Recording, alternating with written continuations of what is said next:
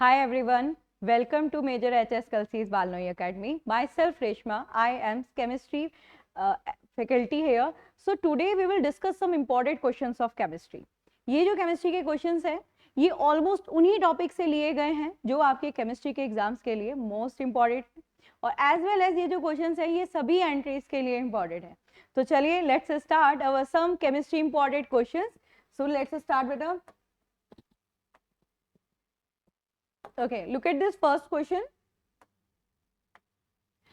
This types of questions last 2 years से regularly आ रहे हैं और continuously हमने देखा है कि ये जो क्वेश्चन की वेटेज है ये अप्रोक्सीमेट 2 से 3 क्वेश्चंस के, मे बी आप सीरियस कैटेगरी के हैं, मे बी आप एनडीए कैटेगरी के हैं. तो यहाँ पर जब हम बात कर रहे हैं तो यहाँ पर जो फर्स्ट क्वेश्चन है ये स्टेटमेंट वाले क्वेश्चन है. पहले तो मैं आपको एक क्लियर कर दूं, जब भी आप स्टेटमेंट वाले क्वेश्चन को सॉल्व करते हैं तो अगर आपका ऐसा क्वेश्चन आता है कि विच one of the following is a correct, तो बहुत इजी है. हाँ, और जब ऐसा क्वेश्चन आता है ना इनमें से कौन सा करेक्ट नहीं है, तो वो उन स्टूडेंट्स के लिए मुश्किल हो जाता है जिन्होंने बेसिक कॉन्सेप्ट्स नहीं पढ़ा था. ठीक है, चलो तो let's start this question. Look at this first options, इसके सारे ऑप्शंस को एक बार रीड करते हैं, देन वी विल चूज कि भाई कौन सा आपका यहाँ पर इनकरेक्ट है. Okay, now look at this first option. First option क्या कहता है?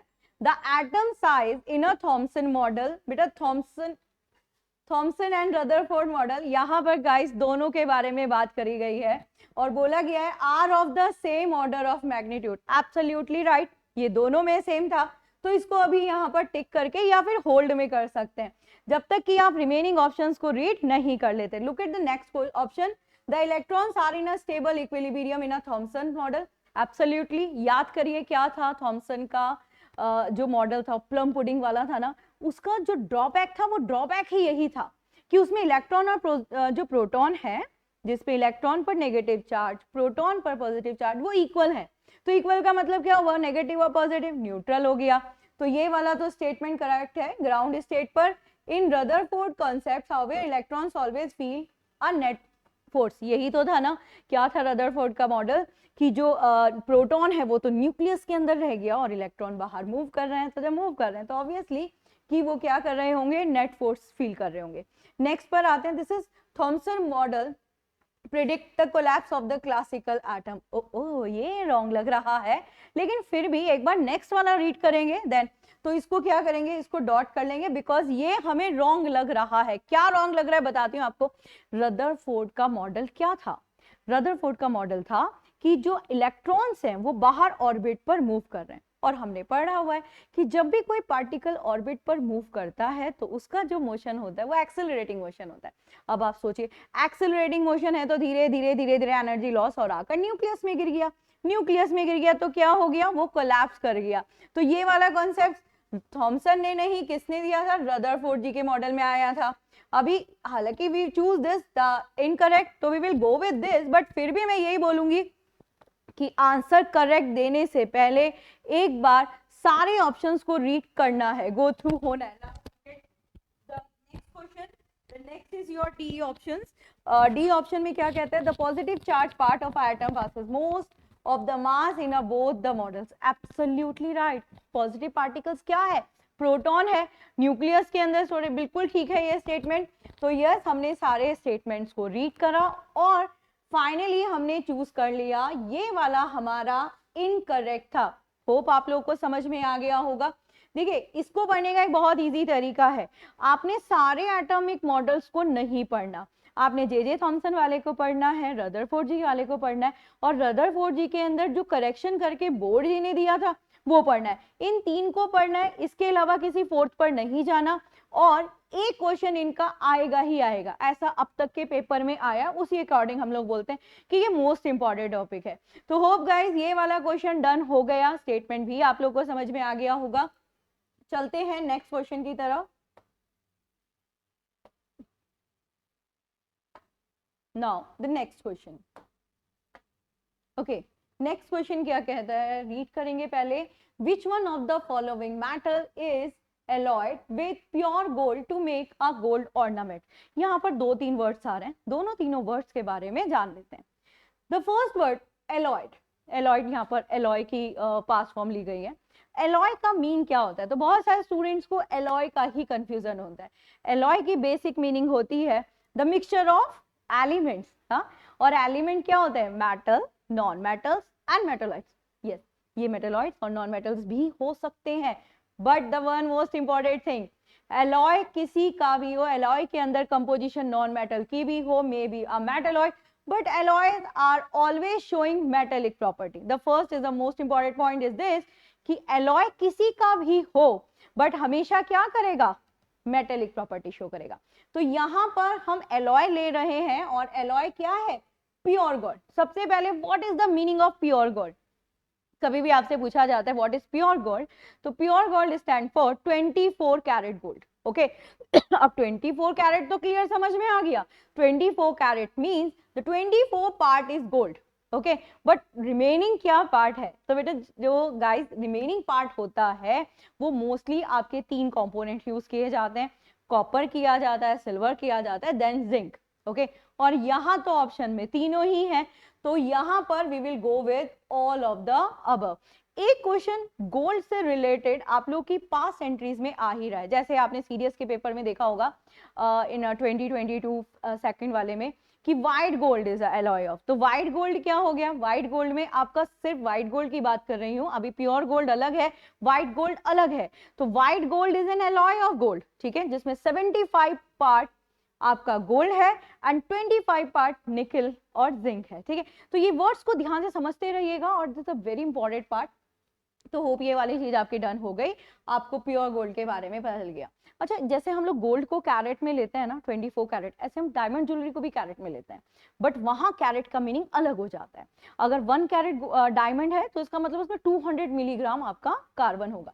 ओके, अभी नेक्स्ट टर्म पर आते हैं, नेक्स्ट क्वेश्चन पर आते हैं। तो will choose this is all of above. अगर इसमें आपसे परसेंटेज रेशियो पूछा जाए कि किसकी परसेंटेज हायर होती है, तो हायर परसेंटेज होती है कॉपर की, कॉपर के बाद सिल्वर और सिल्वर के बाद जिंक होता है। ठीक है, मोस्टली क्या करते हैं कॉपर के अमाउंट को ही बहुत ज्यादा ले लेते हैं। मतलब अगर आपका 25 पार्ट जो है वो आपका गोल्ड है, 24 कैरेट गोल्ड है, तो उसमें अराउंड 25 से 40 तक कॉपर आ जाता है और रिमेनिंग जिंक और आपका सिल्वर आ जाएगा। तो hope you got the answer. Now come to the next. Next क्या कह रहा है? Oh wow, it is a very important question. If you see your past year question papers guys, तो आपने देखा होगा डेफिनेटली आपको विड्रॉयल टर्म में एवरी पेपर में, maybe CDS, maybe CAPF, maybe NDA, एक question definitely मिलता ही मिलता है। सबसे पहले, do you know the meaning of withdrawal? कहीं पर भी अगर ये विड्रॉयल वर्ड आता है तो इसकी मीनिंग दो होती है। The first meaning is this कि ये वाटर सॉल्यूबल है, second it is very dangerous for you. But अगर इसके आगे कोई भी कलर आ जाता है तो कलर मीन होगा कि ये it is formed by metal sulphate. Okay, जैसे आपका यहाँ पे ब्लू विट्रॉयल है, व्हाइट विट्रॉयल है, तो जब भी कोई विट्रॉयल वर्ड होगा दैट्स अंडरस्टूड कि ये क्रिस्टलाइन फॉर्म में होगा। और क्रिस्टलाइन फॉर्म किसे कहते हैं? जब भी किसी केमिकल फॉर्मूला में डॉट करके XH2O है तो वो उसकी कौन सी फॉर्म को रिप्रेजेंट कर रहा है? क्रिस्टलाइन फॉर्म को रिप्रेजेंट कर रहा है। तो लुक एट दिस, यहां पर कहते हैं which one of the following salt does not contain water of crystallization। तो hope you got my point कि अगर water है और साथ में कलर है, जैसा कि यहाँ पे ब्लू और व्हाइट है, तो वी कैन से ये तो विट्रॉयल होगा ही होगा। हाँ, ये वही आर्टिफिशियल कलर्स हैं जो आजकल यूज किए जाते हैं प्रिंटिंग्स के लिए, है ना। अब यहाँ पर बात करते हैं this is baking soda and washing soda. आपका जो वॉशिंग सोडा का फॉर्मूला है दिस इज सोडियम कार्बोनेट, है ना, ये पड़ा Na2CO3 डॉट करके 10H2O होता है, तो यहाँ पर भी H2 आ रहा है, इसलिए the correct answer is your baking soda. Clear हो गया?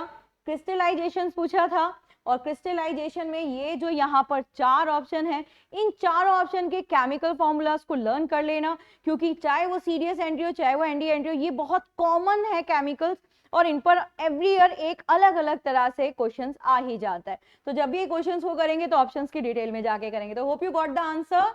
The correct answer is C which is your baking soda. Now let's move, आगे बढ़ते हैं नेक्स्ट क्वेश्चन की तरफ। Yes, which one of the following process will involve chemical reaction? यहाँ पर question में थोड़ा सा चेंज हुआ, हमने केमिकल चेंजेस नहीं बोल के केमिकल रिएक्शन बोल दिया। जब आप लोग आपका बेसिक केमिस्ट्री वाला पार्ट पढ़ते हैं ना, first unit of chemistry, when you start your chemistry, तो उसका जो फर्स्ट टॉपिक होता है वो यही होता है कि फिजिकल और केमिकल चेंजेस। तो सेम क्वेश्चन हेयर यहाँ पर भी है, यहाँ आपको बात कर रहा है chemical reactive, that's mean reactions यानी केमिकल चेंजेस की। अब हाउ टू आइडेंटिफाई कि ये केमिकल चेंज है या नहीं है, that's again quite easy. Junior classes के फॉर्म में मत जाना रिवर्सिबल और इरिवर्सिबल, क्योंकि उसमें बहुत सारे कॉन्ट्राडिक्शंस आते हैं। तो the best example is this, कभी भी किसी भी चेंजेस में इफ न्यू एलिमेंट इंट्रोड्यूस हुआ, द न्यू कंपाउंड इंट्रोड्यूस, तो ये आपका केमिकल चेंज है।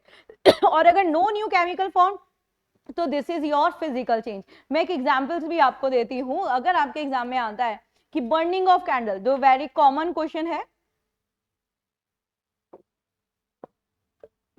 Yes burning of candle. तो जब हम बर्निंग ऑफ कैंडल के बारे में बात करते हैं, तो बर्निंग ऑफ कैंडल में दो चेंजेस हो रहे हैं। मैं यहाँ पे थोड़ा सा रफली आपको स्केच करके बताती हूँ। This is burning of candle. तो जब आप बर्निंग ऑफ कैंडल में बात कर रहे हैं, तो आपका थ्रेड बर्न हो रहा है। Now thread converted into wax, क्या सॉरी थ्रेड कन्वर्ट हो गया, वैक्स नहीं बना, ऐश बना, राख। तो क्या ऐश पहले थी? We said no. अब आइए, तो थ्रेड कन्वर्टेड इनटू ऐश, तो ये कौन सा चेंजेस हुआ? केमिकल चेंज हुआ। सेम ऐसे वैक्स बर्न हुई, वैक्स वैक्स ही रही, ये कौन सा चेंजेस हुआ? ये फिजिकल चेंजेस हुआ। तो hope you identify the differences कि फिजिकल क्या है और आपका केमिकल चेंजेस क्या है।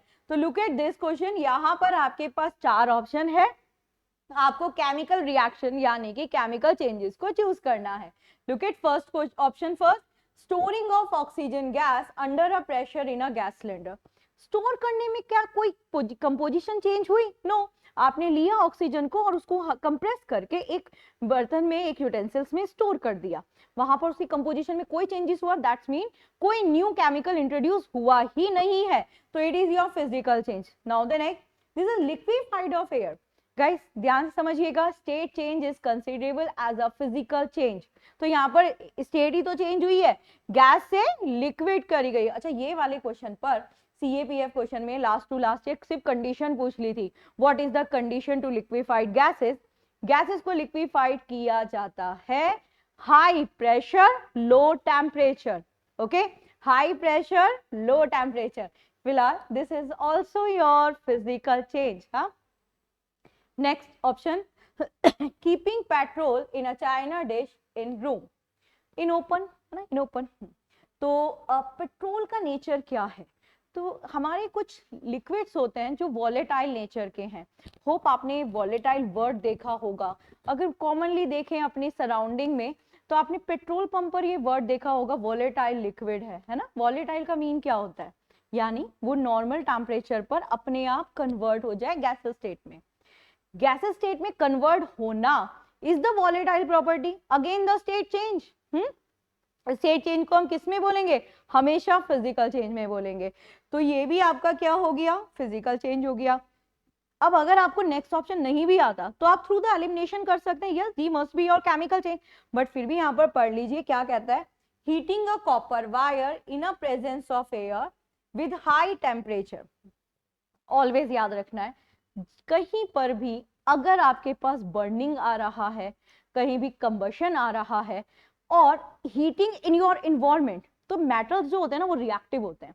तो वो इन्वायरमेंट में सबसे पहले ऑक्सीजन अबंडेंट है ना, तो वो ऑक्सीजन से रिएक्ट करके ऑक्साइड बनाते ही बनाते हैं। तो पहले आपके पास कॉपर था, अब आपके पास कॉपर ऑक्साइड है। दैट डिपेंड्स ऑन की रिएक्शन का रेट क्या रहा, कैटेलिस्ट क्या रहा, वो कॉपर बन रहा है, वो क्यूप्रिक बन रहा है, वो क्यूप्रस बन रहा है, that is depends on the composition. But हम सिर्फ क्या ऑब्जर्व कर रहे हैं कि पहले कॉपर था, अब कॉपर ऑक्साइड हो गया। तो कॉपर से copper oxide, that's mean new chemical introduce हो गया। तो it must be your chemical change. Hope you understand कि कैसे इन क्वेश्चंस को सॉल्व किया जाता है। ये क्वेश्चंस को सॉल्व करने के साथ में मैं आप लोगों को डिटेल्स भी बता रही हूँ, ताकि आप लोगों का जो अब तक पढ़ा हुआ है वो भी रिकॉल हो जाए। हाँ, इसी तरह से PYQs की भी स्टडी करनी चाहिए। Hope you got this 3 question 2, 3, 4। Let's move, आगे बढ़ते हैं नेक्स्ट क्वेश्चन की तरफ। 4 तक हमारा हो गया। नाउ नेक्स्ट पर आते हैं। This is your 5th question. 5th question में aluminium use in a thermite welding reaction. अगर आप लोग लास्ट 2 ईयर से अपने क्वेश्चन पेपर्स को देख रहे हैं तो थर्माइट रिएक्शन में बहुत बार क्वेश्चन आता है। What is thermite reaction? नाम से पता चल रहा है ना, थर्माइट यानी वो जिसमें हीट का इन्वॉल्वेशन है। और हीट जो है, देखो इन्वॉल्वेशन दो ही तरह से हो सकता है, या तो हीट रिक्वायर्ड हो रही है या हीट रिलीज हो रही है। किसी भी केमिकल रिएक्शन में if you required the heat, तो this type of chemical reaction is known as endothermic reaction. And a reaction जिसमें रिएक्शन होने पर बहुत सारी हीट रिलीज हो रही है, उसे हम बोलते हैं एक्सोथर्मिक रिएक्शन। तो पहले तो वर्ड्स क्लियर हो गए। अब यहां पर ये थर्माइट रिएक्शन है। थर्माइट रिएक्शन वो केमिकल रिएक्शन है जो after radio activity maximum heat generate करती है। तो हम इसे क्या बोलते हैं? हाईली एक्सोथर्मिक रिएक्शन है। ओके, अब हाईली एक्सोथर्मिक रिएक्शन है, कहाँ यूज करी जाती है बेटे? ये ना ये गाइस कहाँ यूज करते हैं? वो ट्रैक होता है ना, रेलवे ट्रैक, रेलवे ट्रैक्स में ना क्रैक्स आ जाते हैं अगर, तो वहां रिपेयरिंग करने के लिए यूज किया जाता है। क्योंकि वहां वेल्डिंग तो नहीं कर सकते, वेल्डिंग इसलिए नहीं कर सकते कि ड्यूरिंग द वेल्डिंग क्या होता है कि जो दूसरा मेटल है उसकी कोडिंग आ जाती है। कोडिंग आने से सरफेस जो है वो सिमेट्रिक नहीं रहता। तो ट्रेन की रिपेयरिंग के लिए, ट्रेन ट्रैक की रिपेयरिंग के लिए we use this thermite reaction. Thermite reaction में क्या होता है? आपका आयरन ऑक्साइड को एल्यूमिनियम के साथ रिएक्ट किया जाता है और हमें आयरन और एल्यूमिनियम मोल्टन स्टेट में ऑब्टेन होता है। तो ये तो रिएक्शन है, आपने रिएक्शन देखी होगी, लास्ट वाले पेपर में भी था, उससे लास्ट मतलब लास्ट 2 ईयर से अगर आप देखें एनडीए सीडीएस के पेपर, तो इस पे क्वेश्चंस आ ही रहा है ना। तो क्वेश्चन ये है व्हाई यू यूज एल्यूमिनियम। ठीक है, तो वी यूज एल्यूमिनियम, उसके बहुत सारे रीजंस है। जैसे एल्यूमिनियम मोस्ट अबंडेंटली मिल रहा है आपको इन्वायरमेंट में, तो ऑफ कोर्स आपकी जो प्रोसेस होगी वो थोड़ी चीप प्रोसेस होगी, सस्ता होगा ना, इन्वेस्टमेंट कम हो जाएगा। अब यहाँ पर ये कहता है लाइट मेटल है, और नेक्स्ट कहता है कि aluminium is more strong oxidizing agent. फिर कहता है aluminium has a more affinity of oxygen, aluminium is reactive metal. कभी भी इस तरह का क्वेश्चन आता है और कोई भी ऐसी रिएक्शन हो जिसमें हीट का इन्वॉल्वेशन हो रहा है, maybe endo maybe exo, heat या कंबशन और बर्निंग का मतलब, हीट नहीं, कंबशन और बर्निंग का मतलब होता है ऑक्सीजन से रिएक्ट। तो यहाँ पर we will go with this. ये क्या करता है, जो भी आपका मेटल होगा अगर वो ऑक्सीजन के साथ होगा तो उसमें से ऑक्सीजन को अलग सेपरेट कर देता है, इसलिए इसको बोलते हैं कि ये मोर एफिनिटी ऑफ ऑक्सीजन है। यहाँ पर एक पॉइंट और याद कर लीजिएगा, अगर ऐसा कभी क्वेश्चन पूछा जाता है, ये तो एफिनिटी शो कर रहा है ना, बट अगर क्वेश्चन पूछा जाता है मैक्सिमम ऑक्साइड्स कौन बनाता है, तो मैक्सिमम ऑक्साइड बनाती है नाइट्रोजन। अभी hope you got this question. Now come to next.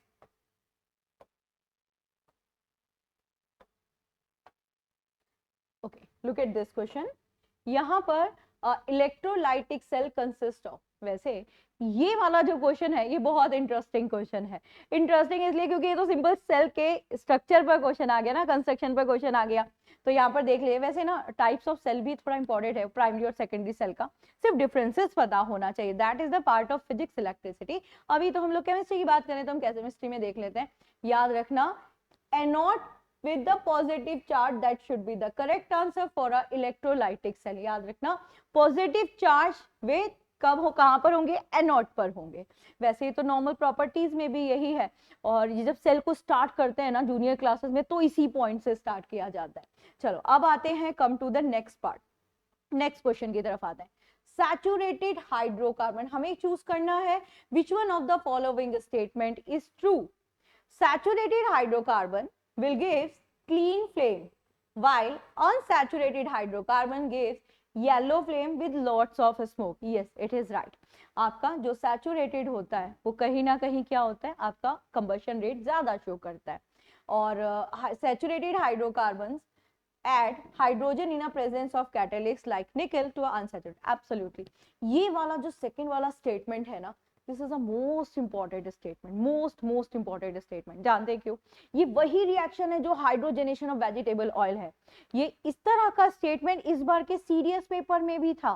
तो यहाँ पर स्टूडेंट्स कंफ्यूज जाते हैं ना सैचुरेटेड और ये आपका अनसैचुरेटेड टर्म्स में। तो याद कीजिए, आप अगर वेजिटेबल ऑयल की बात करें, मतलब एक सिंपल आइडेंटिफिकेशन बताते हो, जब आप केमिस्ट्री में बात करते हैं तो of course it can be just through the bonds, है ना, डबल बॉन्ड, सिंगल, वो ट्रिपल बॉन्ड और सिंगल बॉन्ड, हम उसके बेसिस पे सैचुरेटेड अनसैचुरेटेड को करते हैं। इजीली आइडेंटिफाई करने का तरीका क्या है? जो रूम टेम्परेचर पर सॉलिड है वो सैचुरेटेड है, और जो रूम टेम्परेचर पर लिक्विड है वो आपका क्या हो गया? अनसैचुरेटेड हो गया। तो अगर हम यहाँ पर बात करें, अभी फर्स्ट वाले स्टेटमेंट को मैं फिर वापस से जा रही हूँ, यहाँ पे कहते हैं कि सैचुरेटेड हाइड्रोकार्बन जो है वो आपको क्लीन फ्लेम देते हैं, जबकि जो आपका अनसैचुरेटेड हाइड्रोकार्बन होता है वो आपको क्या करता है, लॉट्स ऑफ स्मोक देता है। तो यहाँ पर भी talking about the combustion rate ना, मतलब जिसमें कंप्लीट कंबशन हो रहा होगा, ऑफ कोर्स वो आपको क्लीन फ्लेम देगा, है ना, क्लीन फ्लेम। तो क्लीन फ्लेम पर ही एक और क्वेश्चन था, दैट इज क्लीन फ्यूल। तो आपके जितने भी क्लीन फ्यूल्स होते हैं वो गैसेस फ्यूल्स होते हैं। आपने देखा भी होगा आप लोग का जो क्या होता है वो गैस, जो हम लोग घर में कुकिंग गैस यूज करते हैं वो भी, है ना। तो इसमें जो करेक्ट आंसर होगा, तो फर्स्ट वाला स्वैप दिया हुआ है, सेकंड वाला जो है वो करेक्ट है। तो we will go with this कि that should be the correct answer. पहले मीनिंग को समझिए, उसके बाद क्वेश्चन को सॉल्व कीजिए। जब आप मीनिंग समझिए, क्वेश्चन को सॉल्व करेंगे, आपका बेसिक कॉन्सेप्ट है उसी के अकॉर्डिंग हो जाएगा। चलिए come to the next next next next question पर आते हैं। What is our next question? Yes, this is our next question. Next question क्या है? An element with atomic number will form a basic oxide. Property है यहाँ पर आपकी, कौन सी प्रॉपर्टी है? मेटलिक, जो मेटल की प्रॉपर्टी है। क्या प्रॉपर्टी है? जितने भी आपके मेटल ऑक्साइड्स होते हैं वो सारे नेचर में बेसिक होते हैं। अपोजिट कर लीजिए, स्वैप कर लीजिए, नॉन मेटेलिक क्या होंगे आपके? वो आपके एसिडिक होंगे। ठीक है, अब यहाँ पर बोला है बेसिक ऑक्साइड, तो कैसे जज करेंगे इनमें से कौन सा आपका मेटल है या नॉन मेटल है? क्योंकि यहाँ पर नेम तो गिवन नहीं है। यहाँ क्या गिवन है? यहाँ आपके पास एटॉमिक नंबर गिवन है। तो आप लोग को वैलेंसी निकालनी आती है, और वैलेंसी में भी याद रखना, वैलेंसी यहाँ पर 25 तक की, दैट्स मीन वो जो आपकी बोर वाले कंसेप्ट की है वहीं से काम चल जाना है। तो अगर मैं 7 का इलेक्ट्रॉन कॉन्फ़िगरेशन करूं तो ये आपका हो जाएगा 2 और 5, है ना। अब इसको कितने इलेक्ट्रॉन्स रिक्वायर्ड है फॉर स्टेबल, यानी इसकी जो वैलेंसी है कितनी हो गई? That's mean -2। फिर हम आते हैं यहाँ पर 17 में, इसका हो गया इलेक्ट्रॉन कॉन्फ़िगरेशन 2 8 7। इसके पास है 7, that mean required the 1 electron, means इसकी वैलेंसी हो गई -1। यहाँ पर आते हैं 11, दिस इज योर 2 8 1। इसके पास ये 1 इलेक्ट्रॉन एक्स्ट्रा है, तो ये 1 इलेक्ट्रॉन डोनेट कर देगा, तो इसकी वैलेंसी हो गई +1। नाउ यहाँ पर आते हैं, दिस इज 2 8 और 4। इसके पास ये 4 इलेक्ट्रॉन है। एक्चुअली ये कैपेबल है दोनों बॉन्ड बनाने के लिए, तो बेटर मतलब ये दोनों तरह से बॉन्ड्स को बना सकता है। तो अभी इसको हम दोनों साइन से कंसीडर कर लेंगे, बट क्योंकि 1 मैंडेटरी कंडीशन में नहीं है इसलिए इसको तो कभी चूज करेंगे ही नहीं, है ना। अभी यहाँ पर हमारे पास जो ऑप्शंस है, अगर आप इनमें एलिमिनेशन में भी देखें, सपोज आपको प्रॉपर्टी नहीं पता थी कि भाई मेटल के जो ऑक्साइड्स होते हैं आर बेस इन नेचर, तो आप क्या करेंगे? आप इलेक्ट्रॉन कॉन्फ़िगरेशन निकाल लो, इलेक्ट्रॉन कॉन्फ़िगरेशन से बैलेंसी देख लो। आप खुद देख लो, ये भी नेगेटिव, ये भी नेगेटिव, और it is capable to form negative as well as positive, but ये तो पॉजिटिव ही है, तो we will go with this. Okay, तो hope you got it this point. और बहुत इजी तरीका है, याद करो 11 किसका एटॉमिक नंबर है? सोडियम का, है ना। और सोडियम ऑक्साइड होता है ना NaOH, अभी करा था बेकिंग सोडा, याद कीजिए। तो ये यहाँ पर डन हो गया। The correct answer is B11। Hope you got this point. Easy था, कोई बहुत मुश्किल बात नहीं थी, जो अब तक आप लोग कंसेप्ट पढ़ते आ रहे हैं बस उसी को अप्लाई कर दिया। Now the next question, this is Mond process. Before we start this question, एक आपकी जितनी भी केमिकल रिएक्शंस है, आपको उन केमिकल रिएक्शंस को लर्न नहीं करना। आपको केमिकल रिएक्शन का नेम पता होना चाहिए, और आपको उससे ऑब्टेन होने वाले प्रोडक्ट पता होने चाहिए कि आप उससे कौन सा प्रोडक्ट बना रहे हैं। जैसे यहाँ पर है Mond process is used for preparation of, तो याद रखना ये जो प्रोसेस होती है, ये प्रोसेस करी जाती है जब आपके अनसैचुरेटेड, सैचुरेटेड से अनसैचुरेटेड बनाना होता है, यानी निकल को ऑब्टेन करने पर। तो द करेक्ट आंसर इज निकल। ठीक है, इसमें लर्न करना है आपको, आपको रिएक्शन लर्न करने की बिल्कुल जरूरत नहीं है। आपको रिएक्शन का नाम जानना होता है और फाइनल कंपाउंड जानना होता है, तो फाइनल प्रोडक्ट आपको पता होना चाहिए। तो अब आ जाते हैं नेक्स्ट वाले पर। The staining of brass utensils is done in order of. मुझे ये कॉमनली हम लोग घरों में भी जो हमारे ब्रास के यूटेंसिल्स होते हैं, आपने देखा होगा, थोड़े टाइम के बाद क्या होता है, उनका कलर थोड़ा ब्लैकिश ग्रीनिश सा होना स्टार्ट हो जाता है। अब क्योंकि हम लोग अपने डेली लाइफ में उसको यूज कर रहे हैं, तो उसमें जब हम कुकिंग करेंगे तो ऑब्वियसली टॉक्सिक सब्सटेंस भी बन जाएंगे, तो वहां पर उसको क्लीन किया जाता है। तो उसकी क्लीनिंग के लिए एक स्पेसिफिक प्रोसेस होती है जिसे टिनिंग प्रोसेस कहते हैं। इस प्रोसेस में बेसिकली पर्पस क्या है? तो बेसिकली पर्पस होता है आपका जो वो जो कोरोड हुआ है, यानी वो जो ग्रीन कोडिंग आई है, वो जो आपकी ब्लैकिश कोडिंग आई है, उसको रिमूव करने के लिए किया जाता है। बेसिकली ब्रास क्या है? ब्रास आपका कॉपर का एलॉय है, और कॉपर क्या करता है, बहुत जल्दी ग्रीनी स्टोन बना लेता है, क्योंकि कॉपर कार्बोनेट बनाता है। तो हमें क्या करना है, उस कार्बोनेट को रिमूव करके हमें ओनली वो कॉपर वाला पार्ट ही यूज करना है। तो बेसिकली हम क्या कर रहे हैं, उसमें ये जो रिएक्शन हो रही है, जो कोरोजन हो रहा है, इससे प्रिवेंट कर रहे हैं। तो फिलहाल करेक्ट आंसर तो फर्स्ट हो गया। फिर भी और ऑप्शंस को एक बार देख लीजिए। Have better heat conductor, copper तो पहले ही हीट कंडक्टर होता है ना। एंड ब्यूटीफुली, वैसे ना ये वाला करेक्ट होना चाहिए, क्योंकि ना जब कोरोजन हट जाता है यार, तो बर्तन ना बहुत बहुत शाइन करता है, तो ऑफ कोर्स ब्यूटीफुल लगेगा, बट ऐसा कुछ है नहीं। चेक अटैक बाय एसिड ऐसा कुछ नहीं है। The correct answer is to prevent corrosion. बहुत सारे मेथड्स होते हैं ना, आप आयरन को भी तो बचा रहे हो कोरोजन से, किससे? Through the galvanization. What is the galvanization? When you coat the zinc on it, है ना। तो होप यू गॉट दिस। 8, 9, 10 हमारे तीनों क्वेश्चंस हो चुके हैं। Now let's move to the next पर आते हैं। नेक्स्ट वाला क्वेश्चन है अब हमारा 11th वाला क्वेश्चन है। लुक एट दिस, इसका हाफ क्वेश्चन यहाँ पर। पहले हमने इसके ऑप्शंस को देख लेते हैं, ठीक है। हम इसके ऑप्शंस को देखते हैं यहाँ पर। सबसे पहले हम इसके 3 पार्ट्स को देखते हैं, फिर go to the next slide. 11th question को पहले रीड करेंगे। Which one of the following is that's mean more than one correct हो सकते हैं, are the characteristics of matter? I hope matter हम सब अच्छे से जानते हैं। पहले matter क्या होता है? Matter is anything which occupied space, है ना। मतलब सब चीजें मैटर है, एयर मैटर है, सॉलिड लिक्विड, ये सब मैटर है। बस वो जिसको आप कैलकुलेट नहीं कर पा रहे हो, वो आपका मैटर नहीं। अब कैलकुलेट किसको नहीं कर पा रहे? आपके इमोशंस को कैलकुलेट नहीं कर सकते भाई, है ना। तो वो क्या है? वो मैटर नहीं है। तो ये इजी तरीका है, आप याद रखना। सॉलिड, लिक्विड, गैस, ये जितनी भी आपकी स्टेट्स होती हैं, मैटर की 5 स्टेट्स होती हैं, solid, liquid, gas, plasma and Bose Einstein condense state. इन पांचों स्टेट में जो भी आ रहा है वो आपका मैटर है। जो इन 5 स्टेट्स में नहीं आ रहा वो मैटर नहीं है। नाउ इसमें 3 स्टेटमेंट्स दिए हैं, हमें उन 3 स्टेटमेंट्स को चूज करना है कि कौन सा स्टेटमेंट आपका करेक्ट है। Look at this first, particles of matter have space between them. Yes, होता है ना, लिक्विड में भी होता है, गैस में भी होता है, बट सॉलिड में नहीं होता। बट ऐसा नहीं है कि नहीं होता, ऑफ कोर्स लिक्विड और गैस में तो है। वी कैन से यस, ये करेक्ट आंसर है, करेक्ट है। अभी go to next option, particles of a matters are stationary. अगर स्टेशनरी है, that's mean move in a one direction, that's not possible in a gas state. What is the property of gas? Brownian और zigzag motion, जहां जगह मिल जाए वहां घूम लेना उन्होंने।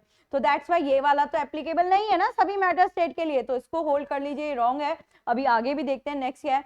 Particles of a matter attract each other, of course each other. Solid के particle strongly attract होते हैं, लिक्विड के भी होते हैं, हाँ गैसेस के नहीं होते।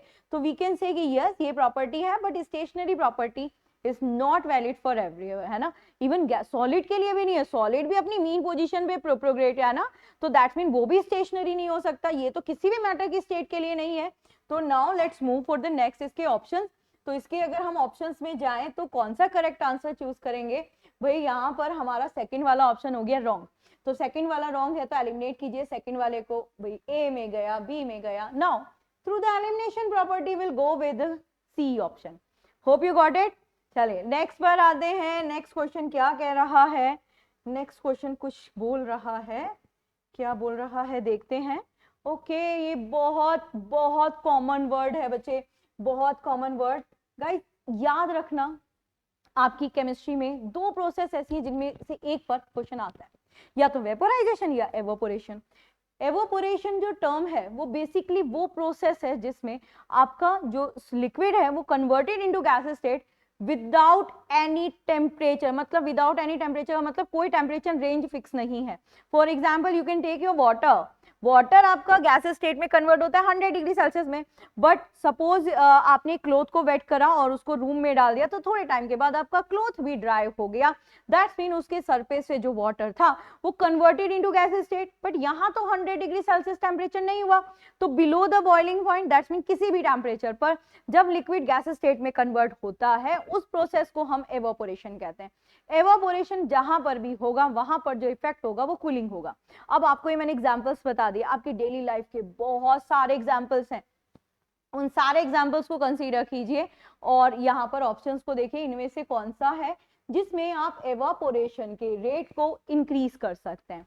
सबसे पहले an increase in humidity, humidity increase हो जाए तो क्या एवापोरेशन इंक्रीज होता है? इसको इमेजिन करके देखो ना, आपके क्लोथ्स में आएगा, आप लोग क्लोथ्स ड्राई करते हैं ना हम लोग, तो जब ह्यूमिड इन्वायरमेंट होता है तो हमारे जो क्लोथ्स हैं उनका ड्राई होने का रेट स्लो डाउन हो जाता है। दैट्स मीन ये वाला तो इंक्रीज नहीं डिक्रीज करता है। नेक्स्ट पर आते हैं सेकंड वाले पर। सेकंड वाला कहता है decreases in a surface area. No, it is completely depends on surface. Practical feel करो, आपके पास एक क्लोथ है, आपको उस क्लोथ को ड्राई करना है, आपने क्लोथ को इकट्ठा करके रखा और दूसरी साइड आपने उसी क्लोथ को फैला कर रखा, तो सोचिए किसका एवापोरेशन रेट ज्यादा होगा? ऑब्वियसली जो आपने क्लोथ फैला कर रखा है, यानी ये वो फिनोमिना है जो आपकी सरफेस फिनोमिना है ना। तो इसलिए ये वाला decrease in surface area wrong है। हाँ, जितना इंक्रीज करोगे ना सरफेस एरिया को उतना ही ज्यादा होगा। And increase with wind speed, absolutely right. सोचो ना, जब हवा चलती है, विंड फ्लो करती है, तो आपके जो क्लोथ्स हैं वो बहुत जल्दी ड्राई हो जाते हैं। मैं क्लोथ्स का एग्जांपल इसलिए दे रही हूँ क्योंकि ये वाला जो एग्जांपल है ये हमारी लाइफ से रिलेट करता है, इसलिए हम इसको अच्छे से फील कर पाते हैं। तो थर्ड ही करेक्ट है, yes, C should be the correct answer. Okay, now come to the next option पर, क्वेश्चन पर आते हैं। What is the correct order to of force of attraction? Force of attraction यानी अगेन मैटर का question है, और matter की properties से आपके क्वेश्चंस आते ही आते हैं। तो यहाँ पर when we talking about the solid liquid gas, तो यहाँ प्रॉब्लम क्या होती है? यहाँ प्रॉब्लम होती है इस तरह के क्वेश्चन में साइन का रोल होता है ना। तो ये इंक्रीजिंग और डिक्रीजिंग ऑर्डर है, वो कहता है वो आपको यहाँ पर फोर्स ऑफ अट्रैक्शन के ऑर्डर पे लगाना है। तो सिंपल साइन देखना है, सबसे ज्यादा होता है सॉलिड में, उसके बाद होता है लिक्विड में, और सबसे कम होता है आपका गैसेस में। ठीक, तो बी वाला should be correct answer from my side. Hope 11th और 12th क्वेश्चन डन हो गया। Now let's move to the next question. Next question आपका it's your 13 question, no it's 14। Okay, 14 question में भी आपको करेक्ट एक बार देख लेते हैं क्या कहता है question. Which one of the following is are the characteristics of colloid? Okay, अभी हमें इसमें करेक्ट चूज करना है कोलाइड या रीड करना है पहले कोलाइड के बारे में। बिफोर वी स्टार्ट, कोलाइड होता क्या है? कोलाइड, तो आप लोगों ने कोलाइड वर्ड पढ़ा है केमिस्ट्री में, सॉल्यूशंस में। क्या है ये कोलाइडल सॉल्यूशन है। कोलाइडल सॉल्यूशन किसे कहते हैं? थोड़ी सी प्रॉपर्टीज पढ़ लीजिए कोलाइडल सॉल्यूशन की, क्लियर हो जाएगा। और जब आप प्रॉपर्टीज पढ़ेंगे तो ऑब्वियसली किसी दूसरे से कंपेयर करके तो पढ़ेंगे ना। तो तीन properties, 3 types of solutions learn कर लीजिएगा, उनकी प्रॉपर्टीज लर्न कर लीजिएगा। The one is suspension, colloidal and a true solution. तो जो सस्पेंशन और ट्रू होता है वो होमोजेनियस होता है, एंड कोलाइडल जो होता है वो आपका हेट्रोजेनियस होता है। That is the most important point. Next, colloidal क्या होता है कि अगर आप उसको रख देते हैं ना, तो मतलब अनडिस्टर्ब पोजीशन पे, तो वो कभी भी सेटल डाउन नहीं होता। अभी आप लोग सोच रहे होंगे प्रॉपर्टीज है ना, मैं आपको जैसे एग्जांपल बताऊंगी आप चीजों को रिलेट करना स्टार्ट कर देंगे। तो the best example is your blood. आप अच्छा, अब आप बोलोगे ब्लड में ना कोई निकाल कर रखता है, तो will change the example, we will take milk as an example. Milk क्या है? The mixture of lactic acid and water. अगर आप मिल्क को बिना डिस्टर्ब करे भी रखते हैं तो आप देखते हैं ना मिल्क की कंपोजिशन तो ऑलमोस्ट सेम रहती है, तो दैट्स मीन कि ये डिस्टर्ब नहीं होता। चलिए ऑप्शंस को रीड कर लेते हैं एक बार। फर्स्ट स्टेटमेंट कहता है the colloidal is a heterogeneous mixture. तो गाइस ये तो हो गया ना, करेक्ट हो गया, इट्स नॉट होमोजेनियस। आपका suspension and true is your homogeneous but colloidal is your heterogeneous. Colloids are a big enough to scatter the beam of light. Yes, ये स्कैटरिंग प्रॉपर्टी को शो करता है, और स्कैटरिंग प्रॉपर्टी में इस step को हम बोलते हैं Tyndall effect. Tyndall effect is shown by a colloidal solution. तो अभी हम इसको होल्ड कर लेते हैं, अभी होल्ड करते हैं, क्योंकि यहाँ पर एक वर्ड है दिस इज बिग इनफ। तो दैट्स मीन ये जो पॉइंट है ये उसकी बहुत ज्यादा amount of beams of light के बारे में बोल रहा है, तो वी कैन होल्ड दिस। और नेक्स्ट पर आते हैं, the particles of a collider can be seen by the naked eye. That's impossible. आप कभी आइडेंटिफाई कर पाएंगे अपने ब्लड में ये आरबीसी ये डब्ल्यूबीसी? नहीं ना। क्या मिल्क में आइडेंटिफाई कर पाएंगे कि भाई ये रहा लैक्टिक एसिड ये रहा वाटर? नहीं ना। तो that's mean it can not be identify through the necked आई। ना ही ट्रू होता है, सस्पेंशन हो जाता है। सस्पेंशन नहीं होता dust particle in your air, तो आप देख पाते हैं ना पॉल्यूटेड पार्टिकल, यस, थोड़े डिस्टेंस तक। तो वी कैन से भाई ये तो पूरी तरह से रॉन्ग स्टेटमेंट हो गया। अब यहाँ पर हमारा वापस से देखिए क्या है कि थर्ड वाला स्टेटमेंट हो गया can be seen through a naked eye. We said no भाई नहीं कर सकते, थर्ड वाला स्टेटमेंट रॉन्ग हो गया। तो जब भी आप इस तरह के क्वेश्चंस को करेंगे कैसे करेंगे? अभी आपने देखा थर्ड रॉन्ग है, तीनों ऑप्शन में जाइए, जिसमें थर्ड है उसमें रॉन्ग कर दीजिए, आपके पास जो बचा वही आपका क्या होगा? करेक्ट होगा। तो इस तरह से एलिमिनेशन हो जाते हैं। समटाइम जब आप स्टेटमेंट वाले क्वेश्चंस को सॉल्व कर रहे होते हैं तो ऐसी प्रॉब्लम्स आ जाती है, क्योंकि बहुत सारे बेसिक कॉन्सेप्ट्स होते हैं जो कंफ्यूजिंग हो जाते हैं, तो वहां पर आप एलिमिनेशन के थ्रू करेंगे, आराम से हो जाएगा। तो hope you done this question. Now next question पर आते हैं, क्वेश्चन नंबर 15। क्या कहता है, विच one of the following is rectified spirit. वैसे तो रेक्टिफाइड वर्ड से ही समझ में आ रहा है ना, इट्स मीन ये कहीं ना कहीं बहुत प्योर या मैक्सिमम के बारे में बात कर रहा है। तो जो स्पिरिट होती है, जब वो स्पिरिट इज योर एथेनॉल, ठीक है, एथेनॉल वर्ड नहीं भी होगा तो एल्कोहल समझ लीजिएगा। हाँ, यहाँ पर जिसमें परसेंटेज हायर होगी we will go with that, है ना। वैसे इसकी जो परसेंटेज होती है वो अराउंड 90 से 98% तक होती है, यहाँ पर 95 है जो कहीं ना कहीं 90 और 98 के बीच में आ रहा है। तो yes, that should be the correct answer, है ना। अल्कोहल का ना नेचर होता है, अल्कोहल का जो नेचर होता है ना वो फ्रीजिंग प्रॉपर्टी से होता है और बहुत सारे कंपाउंड्स के नेचर को चेंज करने की टेंडेंसी का होता है। बेसिकली आपका जो अल्कोहल है ना ये एसिड है ना ये बेस है, बट इसकी टेंडेंसी है ये मीडियम को एसिडिक बना देता है, इसलिए मोस्टली बहुत सारे सॉल्यूशन में हम इसका यूज करते हैं, जैसे टिंचर ऑफ आयोडीन में हम अल्कोहल यूज करते हैं ना। तो yes, this is 95% of ethanol, that should be the correct answer. Hope you done this question.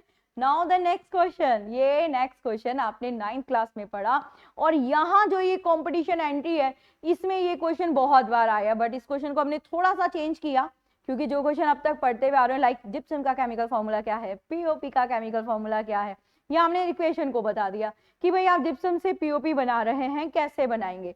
तो याद रखना, जिप्सम को हम हीट करते हैं विद वाटर।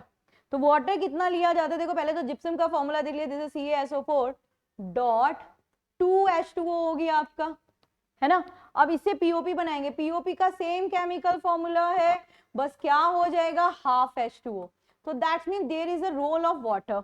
तो जब इसको हीट किया जाता है तो ऑब्वियसली विद वाटर किया जाता होगा, तो इसे विद वाटर किया जाता है। वाटर जो होता है 1/1/2 यानी कि आपका 3/2 पार्ट ऑफ वाटर, और इसको हीट किया जाता है। तो ये ना रिवर्सिबल रिएक्शन है, आप वापस से पीओपी से जिप्सम बना सकते हैं। फर्स्ट थिंग, यहाँ पर जो रोल होता है वो होता है टेम्परेचर का। तो यहाँ जो टेम्परेचर होता है विच इज अप्रोक्सीमेट 120, रेंज होती है 120 से 140 वाले टेम्परेचर, क्योंकि किसी भी केमिकल रिएक्शन में एक्यूरेट नहीं हो सकता टेम्परेचर, क्योंकि तो डिपेंड करेगा ना सराउंडिंग फैक्टर्स पे भी और वेदर पर भी डिपेंड कर लेता है। तो इसका जो टेम्परेचर रेंज है ये आपका 120 से 140 है, तो we will go with this. Okay, अच्छा जिप्सम को ही ना व्हाइट सीमेंट भी बोला जाता है, ठीक है। ग्रे सीमेंट आपका जो नॉर्मल सीमेंट होता है वो आपका ग्रे सीमेंट है। आपने कभी देखा है सीमेंट का जो पैकेट होता है ग्रे वाला, उस पर एक वर्ड लिखा हुआ होता है पोर्टलैंड। सीमेंट सबसे पहले यूज हुआ था यूनाइटेड किंगडम में और वहां एक जगह का नाम था पोर्टलैंड। तो पोर्टलैंड में सबसे पहले होने की वजह से आज भी हमारे ग्रे सीमेंट में लिखा हुआ होता है पोर्टलैंड सीमेंट। तो hope you got this question. Now the next भी विजिबल हो रहा है, तो देख लेते हैं यहाँ पर। Chemically rust is a, rust हम आयरन के ऊपर जो कोडिंग आ जाती है उसको हम रस्ट कहते हैं। केमिकल यहाँ पर जब हम बात कर रहे हैं रस्ट की, रस्ट क्या है, तो वी सेड ये रस्ट तो आयरन के ऊपर है। तो पहले आपका आयरन था, अब क्या बन गया, रस्ट का मतलब है उसने इन्वायरमेंट की वाटर पार्टिकल्स यानी ह्यूमिड फॉर्म में, रेन फॉर्म में, किसी भी फॉर्म में उसको वाटर पार्टिकल्स मिला और उसने ऑक्साइड बनाया, तो ये बना Fe2O3, है ना। अब क्वेश्चन ये Fe2O3, अब ध्यान से देखें यहाँ पर है रस्ट का, सम टाइम आपने वर्ड देखा होगा रस्टिंग, तो आपको ये पता है in your English language rusting ING लगने का मतलब है दैट प्रोसेस इज ऑन, अभी ये प्रोसेस लगातार चल रही है। तो अगर रस्टिंग वर्ड होगा तो आप बोलेंगे this is dot H2O, X वो डिपेंड्स ऑन, है ना। लेकिन अगर ओनली रस्ट बोला है तो rust is your ferric oxide, तो यहाँ पर yes this is ferric oxide, that should be correct answer. But अगर यहाँ पर रस्टिंग होता दैट मीन प्रोसेस अभी ऑन है, यानी आयरन ऑक्साइड कंटिन्यूअसली बना रहा है, तो we will choose this, this is hydrated not ferrous, this is hydrated ferric oxide. तो hope you got my point. अभी यहाँ रस्ट है तो फेरिक ऑक्साइड है, इसलिए the correct answer is this ferric oxide. Rusting word आ जाएगा मतलब प्रोसेस ऑन है, तो हाइड्रेटेड आ जाएगा मतलब वही क्रिस्टलाइन डॉट करके H2O। तो hope you got this 17 question. अब let's move to the next question. Next question ये यहाँ पर विजिबल हो रहा है, आपका नेक्स्ट क्वेश्चन है। नेक्स्ट क्वेश्चन में है आपका 18th question, look at this question. ये 18th क्वेश्चन है ना। 18th क्वेश्चन में देख लेते हैं क्या बोलता है। 18th क्वेश्चन है आपका द प्रोपोर्शनल इक्वल, ओके, ये जो क्वेश्चन है ना, ये आपका लॉ ऑफ केमिकल कॉम्बिनेशंस में है।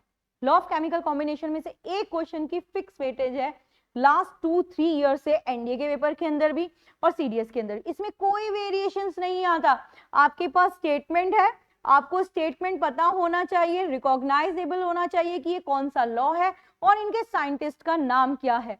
तो ये वाला जो लॉ है ये कहता है, ये डायरेक्ट स्टेटमेंट है लॉ का, इसमें कोई चेंजेस नहीं कर सकते। द प्रोपोर्शनल प्रोपोर्शन, देखो प्रोपोजिशंस या प्रोपोर्शनल वर्ड जो होता है वो यूज किया था, दैट्स मीन एक से ज्यादा चीजें but having a fix proportion. Equal volume, और यहाँ तो उसने क्वांटिटी भी दे दी कि वॉल्यूम इक्वल है of a different gases contain equal numbers of a molecules at a same temperature and a pressure is known as. Hope आप लोग को देखकर आइडेंटिफाई कर लिया होगा, आपकी एनसीईआरटी में भी 11th क्लास का फर्स्ट चैप्टर में ही आपको है लॉ ऑफ केमिकल कॉम्बिनेशन। क्यों मैं इसमें इतना कॉन्फिडेंट हो रही हूँ? मैं इसलिए कॉन्फिडेंटली बोल रही हूँ क्योंकि ये लॉ आपको 10th क्लास में भी बताए गए, फिर आपने 11th क्लास में भी पढ़ा, तो दैट्स वाई इन स्टेटमेंट्स को तो रट्टा मारना ही मारना है। Yes, this is Avogadro, right.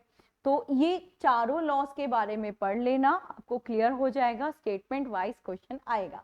अभी नेक्स्ट क्वेश्चन पर आते हैं। नेक्स्ट क्वेश्चन आपका रेडियो एक्टिविटी का है। रेडियो एक्टिविटी का ये जो क्वेश्चन है ये क्या बोल रहा है देखते हैं। ये बोल रहा है the difference between nuclear reactor and atomic bomb.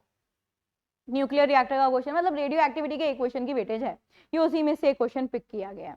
Nuclear reactor क्या होता है? न्यूक्लियर रिएक्टर वो प्लांट होता है जहां पर हम रेडियो एक्टिव एलिमेंट से यूज होने में निकलने वाली एनर्जी को यूज करते हैं। हम सेवरल वे में यूज कर सकते हैं, मोस्टली हम लोग इलेक्ट्रिसिटी जनरेट करने में यूज करते हैं। तो न्यूक्लियर रिएक्टर इज हमारा वो प्लांट है जो हमारे कंट्रोल में है। If we talking about the atom bomb जो कि यहाँ पे सेकंड वाला है, ये हमारे कंट्रोल में नहीं है। अब what is the meaning of हमारा कंट्रोल? हमारा कंट्रोल का मतलब है जिसको हम अपने अकॉर्डिंग स्टॉप कर सकें। मतलब हमें अब नहीं चाहिए, अभी हम काम नहीं करें, इसको स्टॉप कर दें। तो क्या आप एटम बॉम्ब को स्टॉप कर सकते हैं? We said no. तो एटम बॉम्ब क्या हो गया? अनकंट्रोल्ड हो गया, और न्यूक्लियर रिएक्टर क्या हो गया? आपका कंट्रोल हो गया। तो फर्स्ट थिंग तो यही क्लियर हो गई। सेकेंड, ये दोनों आपके न्यूक्लियर फीजन के एग्जाम्पल है ना बेटा, न्यूक्लियर फीजन के एग्जाम्पल हैं गाइस। फीजन का मतलब क्या होता है? आपका जो एटम है वो छोटे छोटे में स्प्लिट हो रहा है। दो ही प्रोसेस होते हैं, या तो फीजन या फ्यूजन। फ्यूजन में क्या होते हैं? छोटे छोटे कंपाइल हो जाते हैं। तो यहाँ पर we talking about the fission. तो ये दोनों एग्जाम्पल हैं फीजन के। और फीजन जो है, द फीजन इज ओनली, मतलब फ्यूजन नहीं होता, फीजन जो है वो आपकी चेन रिएक्शन है। तो अभी जैसे ही क्वेश्चन आया हमारे माइंड में, क्योंकि हमने तो ये पढ़ा हुआ था, ये सारा का सारा रिकॉल हो गया।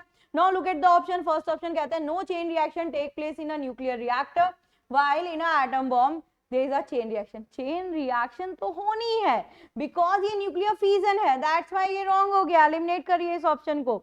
नेक्स्ट पर आइए, the chain reaction in a nuclear reactor is a control. Absolutely right. Nuclear reactor आप अपने अकॉर्डिंग स्टॉप कर सकते हो, इसलिए ये कंट्रोल्ड में है, राइट। नेक्स्ट पर आइए, the chain reaction in a nuclear reactor is not control. अगर हमारे कंट्रोल में नहीं होती तो भाई हम इसको कैसे यूज कर रहे थे, मतलब एटम बॉम्ब की तरह हो जाती ना ये तो। No chain reaction take place in atom bomb. Really अगर ऐसा होता तो हिरोशिमा में आज तक इसका इफेक्ट देखने को क्यों मिल रहा था? While it take place in a nuclear reactor. तो दोनों में होता है। अभी hope the point is clear. और हमें डिफरेंस बताना था, तो we will go with this and this should be the ज्यादा करेक्ट आंसर, है ना। चलो कम नेक्स्ट पर आते हैं। नेक्स्ट वाला इट्स 20th क्वेश्चन। ये मेंडलीव पीरियोडिक टेबल ना, Mendeleev periodic table. Mendeleev periodic table जब भी देखो, पीरियोडिक टेबल में आपने करना क्या है, पीरियोडिक टेबल में just give me minute. Okay, periodic table की हम लोग बात करते हैं। मेंडलीव पीरियोडिक टेबल ही क्यों? जब आप पीरियोडिक टेबल पढ़ते हैं तो आपको पता है एक आपकी मॉडर्न पीरियोडिक टेबल है जो कि मूसले जी ने दी, और जो ली गई है वो मेंडलीव की पीरियोडिक टेबल से ली गई है। तो इनका स्टेटमेंट था, दोनों में चेंजेस क्या था? देखो पहले आई मेंडलीव पीरियोडिक टेबल। जो मेंडलीव पीरियोडिक टेबल थी उसमें सेम ऐसे ग्रुप से, सेम ऐसे ही पीरियड्स थे, और जो हमारी अब हम लोग स्टडी करते हैं that is our modern periodic table. जो पूरी तरह से बेस्ड है मेंडलीव की पीरियोडिक टेबल से।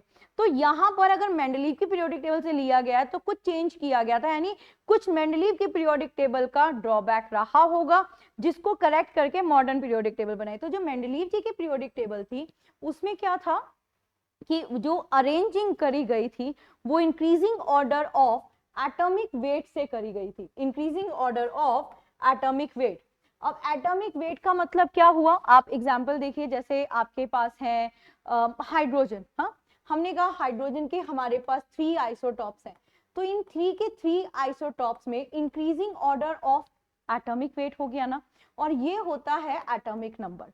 तो अगर हम यहाँ पर सिर्फ अपनी पीरियोडिक टेबल में हाइड्रोजन को ही प्लेस करते तो हमें हाइड्रोजन के लिए ही 3 जगह 3 लोकेशन चाहिए होती ना। तो इसलिए जो मेंडलीव की पीरियोडिक टेबल थी are based on increasing order of atomic weight, जिसका लूप होल ही यही था कि वो आइसोटॉप्स के लिए प्रॉपर स्पेस नहीं दे पाया। फिर उसके बाद में हमारी मॉडर्न पीरियोडिक टेबल आई। जो मॉडर्न पीरियोडिक टेबल है वो मूसली जी ने दी थी, उसमें उन्होंने थोड़ा सा करेक्शन किया था मेंडलीव जी की पीरियोडिक टेबल में। उसमें क्या किया गया था कि एटॉमिक वेट को रिप्लेस कर दिया गया था बाय द एटॉमिक नंबर। तो देखो अगर एटॉमिक नंबर पे होता तो मिल गया ना आइसोटॉप्स को प्रॉपर स्पेस, तो that's why the correct answer is a, atomic weight. Hope got it. Now the next क्या है आपके पास, आपको 2 एलिमेंट्स दिए, तो मोस्ट इंपॉर्टेंट है ये, हमें हमेशा स्टूडेंट्स को बोलती है मोस्ट इंपॉर्टेंट है, क्योंकि एक भी क्वेश्चन पेपर या एक भी एग्जाम ऐसा नहीं हुआ डिफेंस एंट्री का जिसमें इनके क्वेश्चंस ना आए हो। That may be isotopes, may be isobar, may be isotones, iso electronic, एक क्वेश्चन इसमें से आता है, ये भी कुछ वैसा ही दिख रहा है, बट बिफोर इट हम इसे सॉल्व करेंगे। हमने लिया नाइट्रोजन, ये क्वेश्चन में दिया हुआ, this is -3 and this is sodium plus. सबसे पहले तो आप एटॉमिक नंबर लर्न कर लीजिए, बहुत ज्यादा नहीं करना, और 1 से 25 तक का कर लीजिए। नाइट्रोजन का एटॉमिक नंबर था 7 में से 3 इलेक्ट्रॉन्स उसने अपने पास ले लिए, तो नाउ जो टोटल नंबर ऑफ इलेक्ट्रॉन्स हो गए वो कितने हो गए, 10। अगर हम बात करते हैं सोडियम की, तो सोडियम का एटॉमिक नंबर है 11, जिसमें से 1, दैट्स मीन 1 इलेक्ट्रॉन डोनेट कर दिया, और अब कितने इलेक्ट्रॉन्स बचे, 10। तो हमने यहाँ पर देखा दोनों में सेम नंबर ऑफ इलेक्ट्रॉन्स है, यानी दोनों क्या है, एक दूसरे के आइसो इलेक्ट्रॉनिक्स है। तो यहाँ पर है एक question option, yes this is number of electrons are same. तो आइसो इलेक्ट्रॉनिक्स, आइसोटॉप्स, आइसोबार में से एक क्वेश्चन आएगा, देख लेना। अब आगे बात करते हैं, यहाँ पर हम बात कर रहे हैं मोस्ट अबंडेंस की। अच्छा, यहाँ पर स्टूडेंट्स को बड़ा कंफ्यूजन होता है, तो कंफ्यूज होना नहीं है, बात को ध्यान से समझना है। आपकी हाइड्रोजन जो होती है ना, ये लाइटेस्ट एलिमेंट है, लाइटेस्ट, हाँ, इसलिए ये हमारे अर्थ एटमॉस्फेयर में, यानी हमारे एटमॉस्फेयर में बहुत कम परसेंटेज में, 0.03 approximate. But if we talking about the entire universe, तो वहां पर ये मोस्ट अबंडेंट है, मोस्ट अबंडेंट। इवन कुछ प्लैनेट्स हैं हमारे तो जो सिर्फ बने ही हाइड्रोजन से हैं, तो इसलिए ये अर्थ को देखकर कंफ्यूज नहीं होना। यहाँ it's not talking about the atmosphere, atmosphere में इसकी अमाउंट बहुत कम होती है, और ये जो एटमॉस्फेयर लेयर्स है ना, ग्रेविटेशन ने इसको अलग अलग करके रखा हुआ है। तो जब भी हम हाइड्रोजन की परसेंटेज की बात करते हैं तो 70% अप्रोक्सीमेट हमारी हाइड्रोजन है मोस्ट अबंडेंटली। तो अगर पूछा जाता है वो कौन सा एलिमेंट है जो आपके यूनिवर्स में मोस्ट अबंडेंट है, दैट इज हाइड्रोजन। और when we talking about our earth, तो थोड़ा सा शॉक्ड होंगे हम। हमारे अर्थ एटमॉस्फेयर में सबसे ज्यादा, the first number is your oxygen, the second is silica and third is aluminium. तो यस, ए हाइड्रोजन का 70% मोस्ट अबंडेंट में आ गया। अबंडेंस का मतलब होता है जरूरत से ज्यादा, ठीक है। नेक्स्ट क्वेश्चन पर जाते हैं।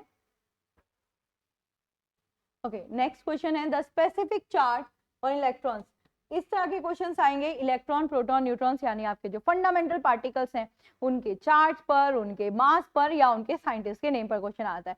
तो आपको पता होगा जो चार्ज इलेक्ट्रॉन पर है वही चार्ज प्रोटॉन पर है, बट डिफरेंसेस क्या है, साइन का है। अभी हमें पता है इलेक्ट्रॉन्स के ऊपर क्या है, नेगेटिव चार्ज होता है, तो 1.6 into 10 to the power -19, that should be the correct answer.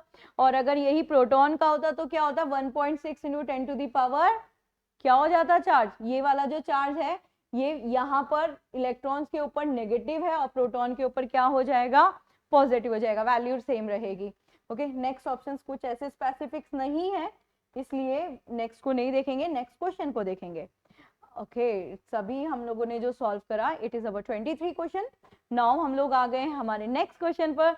24th question को भी गो थ्रू हो जाते हैं। Select the correct statement from the following. यहां पर हमें इनका करेक्ट स्टेटमेंट चूज करना है। जहां पर करेक्ट स्टेटमेंट जिसके बारे में बात कर रहा है वो है आपका baking powder. Baking powder is a mixture of starch, sodium bicarbonate and potassium hydrogen tartrate. कैसे बनता है आपका baking powder? Baking powder mostly क्या बनता है, स्ट्रॉन्ग बेस ले लेते हैं और उस स्ट्रॉन्ग बेस में टार्ट्रिक एसिड डाल देते हैं। आपकी 9th क्लास की केमिकल रिएक्शन है, तो आपको यहाँ पर ये सोडियम बाइकार्बोनेट भी मिल रहा है। अगर नहीं भी रिएक्शन याद है, क्योंकि यहाँ रिएक्शन का रोल नहीं है बट कंपोनेंट तो याद रखने, तो यस ये वाला स्टेटमेंट हमारा करेक्ट स्टेटमेंट है। नेक्स्ट पे आते हैं, sodium bicarbonate is not used in a medicine. वैसे सोडियम बाइकार्बोनेट अब मेडिसिन क्या है? मेडिसिन इज एनीथिंग जो आपको रिलैक्स फील कराती है ना। तो अभी क्या है ना, बहुत सारी चीजों में हम लोग ये सोडा यूज कर भी लेते हैं, तो फिलहाल इस वाले स्टेटमेंट को ना हम होल्ड पर डालते हैं। अच्छा इसे नॉट यूज्ड, ओके ओके। और नाउ नेक्स्ट पर आते हैं, ऑफ कोर्स यूज करते हैं हम लोग। हाँ, नेक्स्ट पर आते हैं, sodium bicarbonate is use in a fire extinguisher. Oh fire extinguisher, fire extinguisher में इसका यूज किया जाता है। फायर एक्सटिंग्विशर एनीथिंग, क्या है फायर एक्सटिंग्विशर? ये वो है जो आपकी फायर को ऊपर आकर उसको ऑक्सीजन बनाने से रोकता है, वो आपका फायर एक्सटिंग्विशर है। तो ये भी हैवी होता है। वाटर आपकी जो फायर है उसके ऊपर एक फ्लेम फॉर्म ले लेता है। तो वी सेड यस। तो यहाँ पर हमारा 1 वाला भी करेक्ट है, यहाँ पर हमारा 3 वाला भी करेक्ट है। Yes we will go with this 3। देखो याद रखना, फायर एक्सटिंग्विशर की तरह हम इसको मोस्टली ऐसा यूज नहीं करते क्योंकि बहुत ज्यादा काम नहीं करता, बट यस आग बुझाने में काम करता ही है। ठीक है, तो सोडियम बाइकार्बोनेट हो गया, सोडा वर्ड जिसके लिए हम लोग यूज करते हैं। तो 1 और 3 इज द करेक्ट आंसर। यहाँ पे नॉट था इसलिए रॉन्ग हुआ, क्योंकि समटाइम वो एसिडिटी को रिमूव करने के लिए है ना, तो वहां पर हम इसका यूज करते हैं। पिकल्स वगैरह में भी इसका बहुत बार यूज करते हैं। ओके, तो the correct answer from my side is this. Now the next question पर आ जाइए। What is our next question? Which one of the following is correct about metals? Metal, देखो मेटल टॉपिक तो आपका most important है, उसमें से questions आने ही आने। तो मेटल की प्रॉपर्टीज तो लर्न होनी चाहिए। वो प्रॉपर्टी जो बचपन से पढ़ते हैं वो हमारी फिजिकल प्रॉपर्टीज हैं, जैसे लस्ट्रस है, सोनोरस है, और आपका मेलिएबल है, डक्टाइल है, सॉलिड है, good conductor of heat and electricity, वो गई फिजिकल प्रॉपर्टी। केमिकल प्रॉपर्टीज के बारे में बात करें तो सबसे पहले and the most important chemical properties this कि मेटल्स आर इलेक्ट्रोपॉजिटिव। मतलब आप किसी के साथ कंबाइन करो तो ये हमेशा इलेक्ट्रॉन को डोनेट करेगा। ये मेटल की बेसिक प्रॉपर्टी में है। और कौन सी वाली प्रॉपर्टी है? ये आपकी केमिकल प्रॉपर्टी है। तो यहाँ पर अभी हमने मेटल्स की प्रॉपर्टीज को रिकॉल कर लिया जब एग्जाम में, एंड नाउ हम उसको पढ़ रहे हैं। तो metals form positive ion by losing electron, metals form negative ions by gaining electron, metals are positive by gaining electron, metals form negative by gaining electron। वैसे अगर आपको पता भी हो तो स्टेटमेंट से कर सकते हो। देखो अगर ये डी ऑप्शन में जाते हैं तो नेगेटिव बचे, मेटल्स इलेक्ट्रोपॉजिटिव बाय नेचर है, रॉन्ग हो गया, एलिमिनेट करो। पॉजिटिव गेन इलेक्ट्रॉन में कभी पॉजिटिव नहीं होते, पॉजिटिव कभी होते हैं जब आप इलेक्ट्रॉन को डोनेट करो, तो क्योंकि धनी होते हैं ना तभी तो डोनेट करेंगे। Wrong statement. ये कहते हैं नेगेटिव आयन से बाय गेनिंग इलेक्ट्रॉन, तो ये सी का वाइस वर्सा हो गया। That should be the correct answer. Metal इसलिए पॉजिटिव होते हैं क्योंकि वो लॉस करते हैं इलेक्ट्रॉन का। यही तो पढ़ा है ना हमने वैलेंसी में। पॉजिटिव साइन का मतलब है the loss of electron, negative sign का मतलब है गेन ऑफ इलेक्ट्रॉन। तो 25 तक डन हुआ। Now let's come to the next question पर आते हैं, 26 वाला क्वेश्चन। अच्छा 26 वाले में ये जो आपका 26 वाला क्वेश्चन है, ये 26 में आपका कार्बन एंड कार्बन के एलोट्रॉप्स का है, आपका कार्बन एंड इट्स कंपाउंड के एटलीस्ट 1 क्वेश्चन तो फिक्स है ही। और जब आप उस फर्स्ट क्वेश्चन में बात करते हो, एक क्वेश्चन में बात करते हो, तो वो स्टार्ट ही होता है आपका डायमंड और ग्रेफाइट से। तो यहाँ पर डायमंड के बारे में बात कर दी, जितनी प्रॉपर्टीज है सारी रिकॉल हो जानी चाहिए आपके माइंड में, क्योंकि मोस्ट इंपॉर्टेंट क्वेश्चन है। Now in diamond each carbon atom is bounded to 4 other carbon atoms to form. मतलब कार्बन के पास तो होते ही 4 इलेक्ट्रॉन है, तो वो जो दूसरे 4 इलेक्ट्रॉन से बाउंड हुआ है उससे रिलेटेड है ये। अब स्टेट क्वेश्चन देख लीजिए, यहाँ पे ऑप्शंस क्या कहते हैं। Hexagonal array, hexagonal array graphite का होता है, डायमंड का नहीं। और रिजिड 3 डायमेंशनल स्ट्रक्चर, यस इसके स्ट्रक्चर का नाम भी है आपका रेगुलर। रेगुलर का मतलब है कि जो बॉन्ड लेंथ है वो ईच एंड एवरीवेयर सेम है, and this is regular, this is tetrahedral, ये इसके स्ट्रक्चर का नेम है। रेगुलर टेट्राहेड्रल 3 डायमेंशंस वाला होता है, ठीक है, और रिजिड होता है, रिजिड, क्योंकि diamond is considerable as your hardest medium, hardest है ना मटेरियल है। Next, the structure is in a shape of football, no, football का जो स्ट्रक्चर होता है वो आपके C60 फुलरिन का होता है, तो ये भी रॉन्ग हो गया। And is the structure of ring, no, structure of ring नहीं होता, इसका 3 डायमेंशनल स्ट्रक्चर होता है। Yes, B should be the correct answer. Hope you done it. Now come to the next question. Which one of the following is a chemical change? This is again a chemical change question, जिसके बारे में अभी हम लोगों ने बहुत सारा discussion किया। यहाँ पर था कि crystallization of sodium chloride, melting of ice, souring of milk, हाँ, तो कहीं ना कहीं क्लियर हो रहा है बहुत इजीली कि सोरिंग यानी मिल्क का खट्टा होना। मिल्क का खट्टा होने का मतलब है जो मिल्क के अंदर एसिड है उसके पीएच की रेंज का कम होना, यानी मोर एसिडिक होना। तो थर्ड वाला तो हमारा करेक्ट है ही option. Melting of ice, again the state change है, स्टेट चेंज कभी भी केमिकल में कंसीडर नहीं होगा।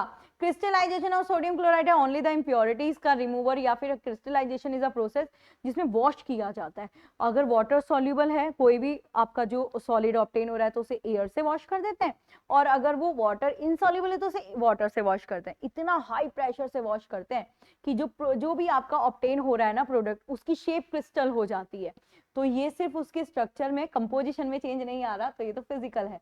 तो जो करेक्ट आंसर हो गया वो ओनली 3, तो B should be correct answer from my side. Now come to the next slide पर आते हैं, नेक्स्ट क्वेश्चन पर आते हैं। तो नेक्स्ट जो क्वेश्चन है ये आपका नेक्स्ट क्वेश्चन फर्स्ट वाला आपका है, this is stranger gas. Stranger gas किसे कहते हैं? स्ट्रेंजर का मतलब ही यही होता है, दैट्स मीन कि जो स्ट्रेंज प्रॉपर्टी शो कर रही हो, है ना, जो एक्सेप्शनल प्रॉपर्टी शो कर रहा है। तो ऐसा है आपका जिनॉन। ये जिनॉन जो है ये आपने स्टार्टिंग से ही पढ़ा होगा, जब भी हम नोबल गैस के बारे में बात करते हैं तो नोबल और जीरो ग्रुप एलिमेंट वो होता है जो कभी भी किसी के साथ रिएक्ट नहीं करता। क्यों नहीं करता? क्योंकि इसके जो इलेक्ट्रॉन्स हैं वो बैलेंस है। तो जिनॉन कुछ केमिकल कंपाउंड्स बनाता है, इसलिए इसका जो नाम दिया गया है वो स्पेसिफिक स्ट्रेंजर गैस के नाम से जाना जाता है। आर्गन, नियॉन, नाइट्रस ऑक्साइड, ये सब पार्ट्स हैं आपके नोबल के। आर्गन तो आप लोग ने सुना होगा ना, बल्ब वगैरह में भी मिक्स करके फिल करते हैं ना, आपके फिलामेंट बल्ब में यूज किया जाता है। तो ये हो गया इसका correct answer. Now let's move to the next question. Next question थोड़ा सा लेंथी लग रहा है देखने का, लेट्स सी कि ये एक्चुअल में इतना ही लेंथी है हाँ या इतना ही ट्रिकी है। Let's see. ये कहता है graphene is frequently in a news recently, what is its importance? What is graphene? Graphene is the allotrope of carbon. ये ऐसा एलोट्रॉप है जो बहुत थिन होता है ना, और ये यूज किया जाता है फॉर जो आपके जितने भी टच स्क्रीन मटेरियल होते हैं, क्योंकि ग्रेफाइट से कहीं ना कहीं इसका कंडक्टिविटी रेट बहुत ज्यादा होता है। तो अभी आगे बढ़ते हैं, इसके बारे में क्या कह रहा है। It is a 2 dimensional material, has a good electrical conductivity. ये तो आपको भी जस्ट बताया कि यस इसकी गुड इलेक्ट्रिकल कंडक्टिविटी होती है, that should be the correct answer, है ना। फर्स्ट वाला हमारा करेक्ट है। तो नेक्स्ट पर आते हैं, it is one of the thinnest but strongest material tested so far. देखो थिनेस्ट तो है पर स्ट्रॉन्गेस्ट को थोड़ा सा होल्ड करना पड़ेगा, ये वाला पॉइंट थोड़ा सा, क्योंकि जो स्ट्रॉन्गेस्ट और हार्डेस्ट वर्ड यूज किया जाता है वो वर्ड यूज किया जाता है फुलरेन के लिए, C60 फुलरेन के लिए। तो let's see the others option. It is entirely made up of silicon and had optical transparency. Silicon से कैसे हो सकता है? ये तो आपका कार्बन का एलोट्रॉप है ना, तो that mean third is your wrong statement. अभी अगर नहीं आता तो फिर वापस से देखिए, यहाँ पर थर्ड वाला बी में और डी में है, एलिमिनेट कर दीजिए। Now the next, it can be used as a conducting electrodes required for a touch screen, LCD and LED। अभी आपको बताया था जितनी भी टच स्क्रीन मटेरियल्स होते हैं उन सब में ग्रेफीन का यूज किया जाता है। तो फर्स्ट और फोर्थ वाला हमारा करेक्ट है, yes we will go with this C. मैं सेकंड वाले ऑप्शन में थोड़ा सा करेक्शन आप लोगों को बता दूं, थिनेस्ट है बट स्ट्रॉन्गेस्ट हार्डेस्ट नहीं है। हार्डेस्ट तो आपका डायमंड है, और स्ट्रॉन्गेस्ट फॉर्म में अगर कभी पूछा जाता है तो दैट इज योर फुलरेन, C60 फुलरेन है। तो ये इसका करेक्ट आंसर हो गया। नाउ कम नेक्स्ट क्वेश्चन पर आते हैं। नेक्स्ट क्या कह रहा है, the increasing amount of carbon dioxide in the air is slowly raising the temperature of the atmosphere because it's absorb. Direct statement किसका? Greenhouse effect. Greenhouse effect क्या करता है? आपके यूवी रेडिएशन को ट्रैप करता है ना, तो ये यही कर रहा है, ये यूवी रेडिएशन को ही ट्रैप कर रहा है, यूवी रेडिएशन को ट्रैप करेगा कार्बन डाइऑक्साइड। इसके अलावा और भी कंपोनेंट होते हैं जैसे water vapour, nitrous oxide, ozone, CFC, है ना, तो वो सब भी है।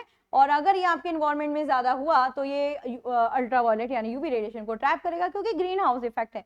फिर भी पढ़ लो, water vapour of air retain in its heat, ultraviolet part of a solar radiation, all the not all solar radiation, the infrared part of a solar radiation, no, this is UV radiation, क्योंकि ये तो statement हो गया ना आपका green house effect.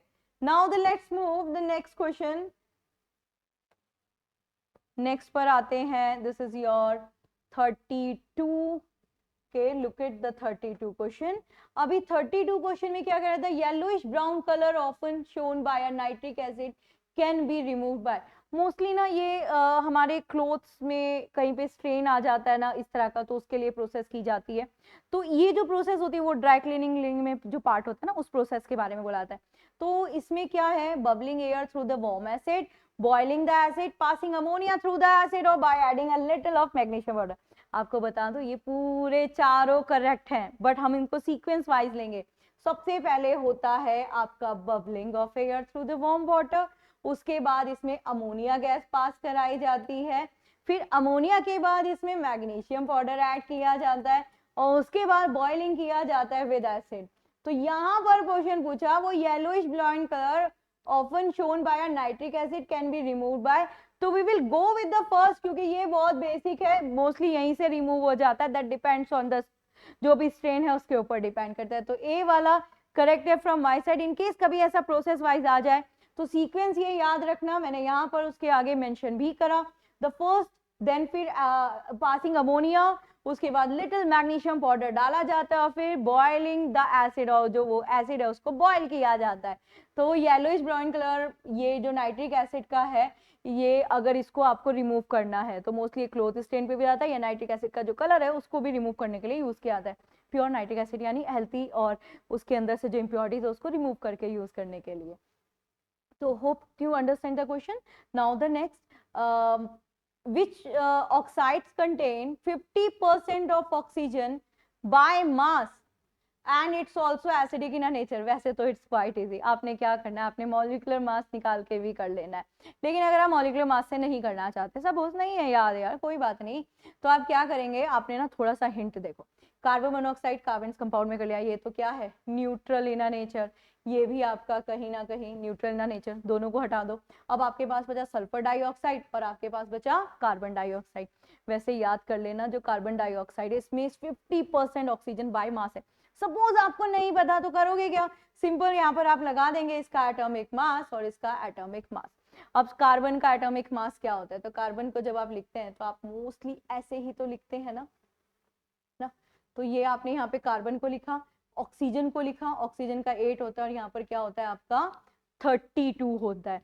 तो यहाँ पर आप देख लीजिए दिस इज 32, ये 16, एक्चुअली कार्बन का जो है वो 12, 16, 14 आपके आइसोटॉप्स हो जाते हैं, 12, 14 क्योंकि आपका क्या होता है वो कार्बन डेटिंग में यूज होता है। तो यस, तो अगर आप मास के अकॉर्डिंग देखें तो सिर्फ इसी में आ रहा है 50%, है ना, हाफ हो रहा है ना, जस्ट 16 और 32 वाला। तो यहाँ पर बेसिकली ये 16 होता है बेटा, ये वाला 12 होता है। मैं इसलिए यहाँ पर चेंज करके लिख रही हूँ क्योंकि ना यहाँ पर O2 है, यानी ऑक्सीजन के आपके 2 यहाँ पर एटम्स लेने हैं। तो यहाँ पर 16 लेंगे ना, तो 16 का डबल क्या हो जाएगा आपका 32 हो जाएगा। ये बाय मास बोला है इसलिए एटॉमिक मास लेंगे, अगर बाय नंबर होता तो will go with this number, ठीक है। तो ये देख लीजिएगा, कार्बन यहाँ पर 12 वाला लिया है। अभी अच्छा एक और क्वेश्चन है, नेक्स्ट क्वेश्चन पर भी जाते हैं। Which one of the following react as a both reducing and the oxidizing agent?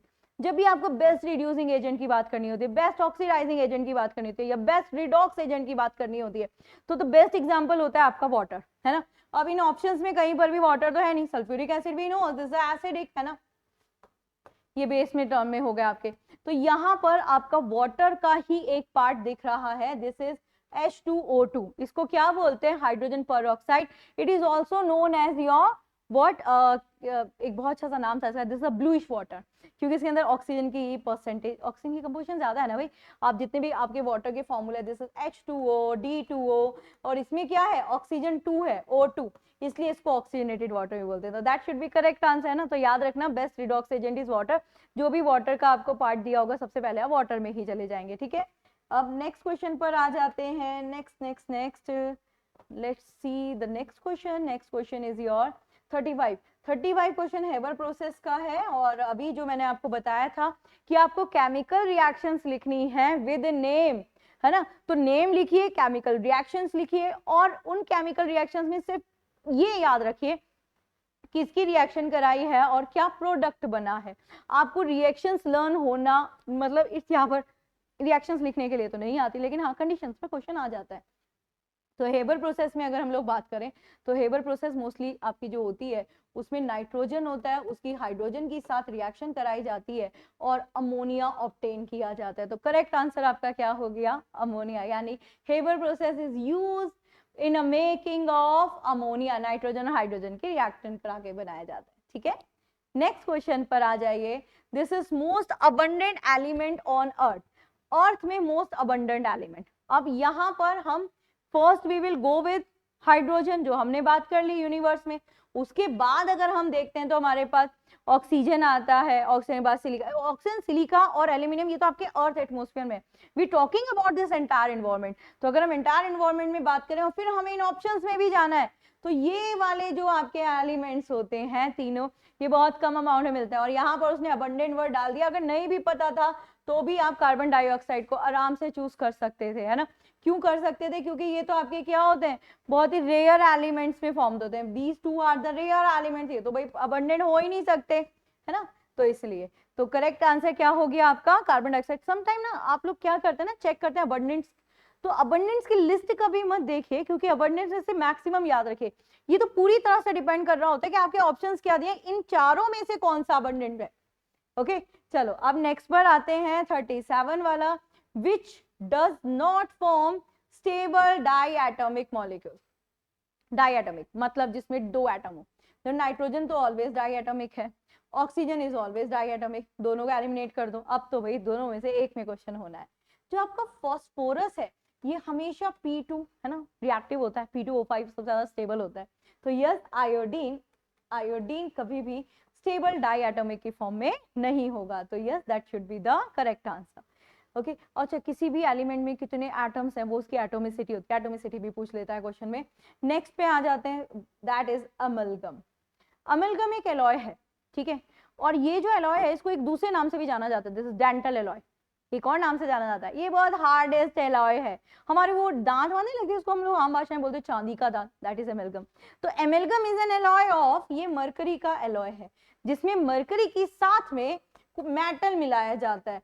तो कोई सा भी मेटल मिलाया जा सकता है एक्सेप्ट वन, एक्सेप्ट आयरन, इसलिए आयरन कभी भी यूज नहीं होता, does not form amalgam, that is your iron. तो इसका डेफिनेशन ही एमलगम की जब पढ़ी होगी आपने यही पढ़ी होगी कि एमलगम आपका हार्डेस्ट एलॉय है, डेंटल एलॉय भी है। इसमें मरकरी को मेटल के साथ मिक्स किया जाता है और मेटल कोई सा भी हो सकता है, बस आयरन नहीं होगा। तो इसका जो आंसर हो गया वो क्या हो गया, आयरन। नाउ नेक्स्ट पर आते हैं, कौन से क्वेश्चन पर हैं अब हम, yes now okay now this is 39। अभी 39 की बात करते हैं। 39 में the process of heating steel to temperature much below redness and the slowly cooling is called. Basically ऐसी प्रोसेस वो होती है जो आपके जो भी आप मैन मेड कंपाउंड बना रहे हैं उसको हार्ड, उसके नेचर की उस रिजिडिटी को, हार्डनेस को इंक्रीज करने के लिए किया जाता है। इस प्रोसेस को बोलते हैं एनेलिंग प्रोसेस। एनेलिंग प्रोसेस में क्या होता है, एकदम से ठंडे टेम्परेचर में नहीं डालते, धीरे धीरे ठंडा किया जाता है। तो ये जो प्रोसेस है इसमें बिलो रेडनेस स्लोली कूलिंग, तो स्लोली कूलिंग वर्ड याद रखना, ये ग्लास में भी यूज होती है, दिस इज एनेलिंग। फिर है आपका ड्यूरेलियम इज एन एलॉय ऑफ, याद करो ड्यूरेलियम वर्ड जो है हाइड्रोलियम के लिए यूज किया जाता है और ये आपका है वो प्रेशर कुकर मटेरियल। तो जब भी हम इसकी बात करते हैं तो ये हमेशा कॉपर और एलॉय मेन कंपोजिशंस होते हैं। तो ये alloy of copper and aluminium है और कॉपर एल्यूमिनियम का आपका बी ऑप्शन है, इसलिए we will go with this. यहाँ पर सिर्फ इन्हीं को दे दिया, ऐसा नहीं है कि सिर्फ यही दो हैं, इसके अंदर मैग्नीज भी होता है और मैग्नीज भी होता है, तो इसलिए मैग्नीशियम और मैग्नीज दोनों हैं, बी वाला जो है इसका वो करेक्ट आंसर है। नेक्स्ट पर आ जाइए, consider the following statement, hard soap are the sodium salt of fatty acid, soft soap are the potassium salt of fatty acid and a semi solid in nature. ध्यान से देखिए, soap और detergent आपका है, but topic है आप लोग का मैन मेड कंपाउंड में, यहाँ पर सोप के बारे में बात किया जा रहा है। तो सोप हमारे हार्ड और सॉफ्ट होते हैं ना, तो जो सॉफ्ट वाला होता है, तो देखो दोनों सॉल्ट मिलते हैं, मतलब जब हम लोग ओनली सोप के बारे में बात करते हैं तो हम बोलते हैं कि इसमें या तो सोडियम या फिर पोटेशियम सॉल्ट होगा विद द फैटी एसिड, जो कि आपके कार्बोक्सिलिक ग्रुप के एसिड है ना, 3 एसिड है, पैल्विक एसिड है आपका, और उसमें आप एक स्टेरिक एसिड है, तो वो आपके 3 एसिड्स यूज किए जाते हैं। और बट यहाँ तो हमें उसमें जाना ही नहीं ना, यहाँ तो सिर्फ फैटी एसिड्स बोल रहा है ओनली, और सॉल्ट के बारे में बात कर रहा है। तो याद रखना, जितने भी हार्ड सोप होते हैं उसमें सोडियम सॉल्ट डालते हैं, और जो सॉफ्ट वाले होते हैं उसमें पोटेशियम सॉल्ट डालते हैं। और जो सोप का नेचर होता है वो बेस होता है, तो वो एक्चुअल में अच्छा इसके बेस को और ज्यादा बताता है पोटेशियम हाइड्रोक्साइड। तो फिलहाल तो हमें इन्हीं के बारे में बात करें, तो ऑफकोर्स दोनों करेक्ट है हमारे, तो both 1 and 2 is the correct answer. Soap और डिटर्जेंट में से एक क्वेश्चन आ रहा है इस बार के जो 2024 के फर्स्ट पेपर हुआ है, उसमें आपका एनडीए में भी आया, उसमें आपका सीरियस के में भी आया, दोनों में आया है। तो सोप डिटर्जेंट थोड़े से इंपॉर्टेंट मैनमेड कंपाउंड्स हो गए। नेक्स्ट वाला क्वेश्चन हमें यहाँ पे विजिबल हो रहा है, इसलिए देख लेते हैं। नेक्स्ट क्वेश्चन है आपका, what is the molecular weight of heavy water. Molecular weight वही एटॉमिक वेट के ही है आपका, हैवी वाटर दे दिया। अब अगर आपको फॉर्मूला नहीं पता तो ऑफ कोर्स ये क्वेश्चन आपके लिए मुश्किल हो गया, बट अगर पता है तो दैट्स क्वाइट इजी। इसका है D2O यानी ड्यूटेरियम ऑक्साइड, हाइड्रोजन के सेकंड आइसोटॉप का बना हुआ है। हाइड्रोजन का सेकंड आइसोटॉप आपका ये D, ये H2 और ये 1 वाला, तो इसका एटॉमिक मास है 2, तो यहाँ पे 2 मल्टीप्लाई 2 एटम है, तो बच्चे मल्टीप्लाई 2 करेंगे प्लस 16 करेंगे, क्योंकि ऑक्सीजन का एटॉमिक मास 16 अभी हमने यूज भी करा था, कार्बन 12 लिया था और ऑक्सीजन को 16 लिया था, तो ये आपका हो गया 4 + 16, दैट्स मीन ये निकल कर आ गया आपका 20। तो 20 है ऑप्शन में, बिल्कुल है, D should be correct answer. Okay, molecular mass निकाल लिया यहाँ पे, मॉलिक्यूलर मास को ही मॉलिक्यूलर वेट बोलते हैं। ओके, ये रीजन ही यही है, इसका जो मॉलिक्यूलर मास है ना वो और वाटर से ज्यादा है, इसीलिए इसको बोला जाता है heavy water. Okay, now next पर आ जाओ, नेक्स्ट क्वेश्चन 42 तक हो गया। Now the next question is your, पहले 43 वाला क्वेश्चन देखेंगे। 43 वाला क्वेश्चन कहता है, which among the following element has a maximum atomic radius। Atomic radius, atomic size same word है। कभी भी आपसे बोला था एटॉमिक रेडियस किसके ऊपर डिपेंड करता है, तो पहले ना एटॉमिक रेडियस क्या होता है, मान लीजिए सपोज कि हमारा ये कोई भी एटम है, ये न्यूक्लियस हो गया, तो न्यूक्लियस से आउटर मोस्ट शेल का जो डिस्टेंस होगा उसी को हम एटॉमिक रेडियस बोलते हैं। तो एटॉमिक रेडियस निकालने का बहुत इजी तरीका है, जिसमें जितने ज्यादा नंबर ऑफ सेल्स हैं उसका एटॉमिक रेडियस उतना ही ज्यादा होगा। तो यहाँ पर आप देख लीजिए, आपके पास सोडियम है, कार्बन है, नाइट्रोजन है, पोटेशियम है, एटॉमिक नंबर का सारा रोल है। सोडियम आई है 211 होता है ना, दिस इज 281, इसमें तो 3 हो गए। पोटेशियम में आ जाइए, 19 हो गया ना आपका, दिस इज 2881, 4 हो गए इसमें, है ना, जितने ज्यादा शेल्स होंगे उतनी ज्यादा एटॉमिक रेडियस। कार्बन का कर लीजिए 6 होता है, दिस इज 2 और 4। नाइट्रोजन का एटॉमिक नंबर होता है 7, दिस इज 2 और 5। इसमें भी 2 शेल, इसमें भी 2 शेल, इसमें 3 शेल, इसमें 4 शेल। तो एटॉमिक रेडियस किसकी सबसे ज्यादा हो गई, जिसके अंदर मैक्सिमम शेल्स हो गए, दैट्स मीन पोटेशियम का एटॉमिक रेडियस, एटॉमिक साइज ज्यादा हो गया। याद रखना, इट इज कहीं ना कहीं ये आपके इसके शेल के ऊपर डिपेंड कर गया ना।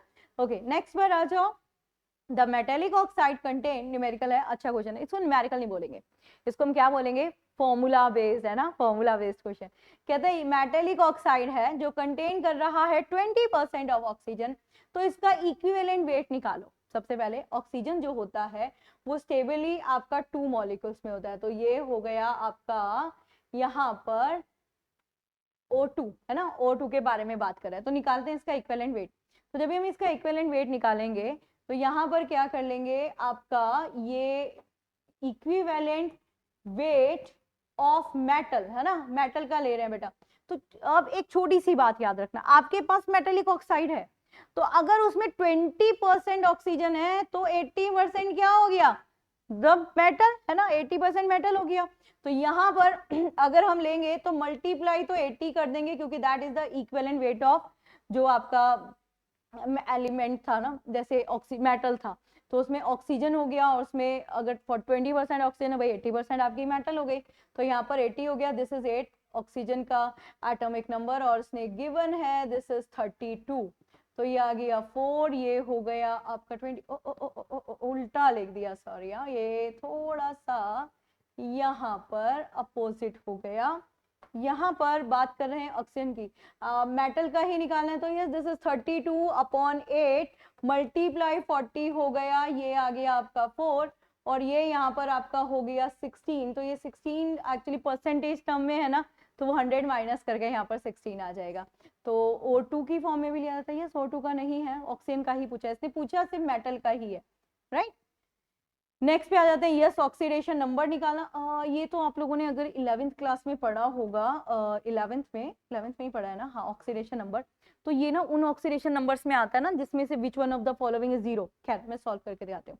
जब भी कार्बन का पूछा जाए, यहाँ पर कार्बन का तो निकालना है बेटा, जिसका भी निकालना हो उसमें लगा दो आप x, प्लस हाइड्रोजन का है तो 2 × 1, प्लस क्लोरीन का लेना है आपको, दिस इज 2, बट जो आपका ये ना हाइड्रोजन के 2 एटम है इसलिए 2 लिया है, और हाइड्रोजन का आपका 1 होता है।